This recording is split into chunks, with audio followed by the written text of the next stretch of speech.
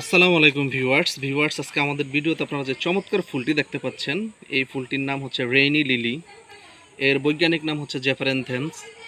এর আধিনিবাস দক্ষিণ এবং উত্তর আমেরিকা মহাদেশ। দক্ষিণ এবং উত্তর আমেরিকা মহাদেশে এর আধিনিবাস হলো বর্তমানে প্রায় পৃথিবীর সব দেশে এই ফুলটি দেখতে পাওয়া যায়। বিশেষ করে এই ফুলটি খুব ভালোভাবে বাণিজ্যিকভাবে চাষ হয়। বাণিজ্যিকভাবে কেন চাষ হয় সে ব্যাপারে আমি পরে বলবো। তার আগে বলছি, এই ফুলটির প্রায় ৭০টি জাত রয়েছে বাগান সাজানোর জন্য। বিশেষ করে এই ৭০টি জাতের সবগুলি জাতেই আপনি ব্রাজিল, কলম্বিয়া এবং পেরুর মতো দেশ, দক্ষিণ আমেরিকা মহাদেশের দেশগুলিতে পাবেন।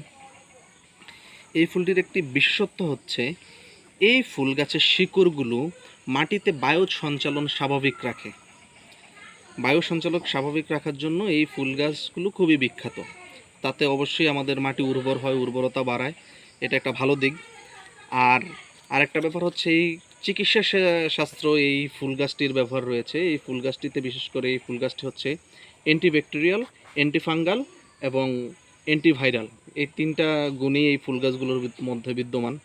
তবে বাণিজ্যিকভাবে চাষ হওয়ার অন্যতম কারণটা আমি বলেছি, আপনাদেরকে বলবো। বাণিজ্যিকভাবে চাষ হওয়ার অন্যতম কারণটা হচ্ছে এই রেইনি লিলি থেকে আমাদের জন্য উন্নত মানের পারফিউম এবং আমাদের রূপচর্চার জন্য উন্নত মানের প্রসাধনীয় তৈরি হয়ে থাকে এই রেইনি লিলি থেকে। আপনারা আমাদের সাথে ছিলেন। আমাদের ভিডিও যদি ভালো লেগে থাকে অবশ্যই আমাদের ভিডিওতে লাইক এবং কমেন্ট করবেন। এমন আরও তথ্যপূর্ণ ভিডিও পেতে আমাদের সাথেই থাকুন। ধন্যবাদ।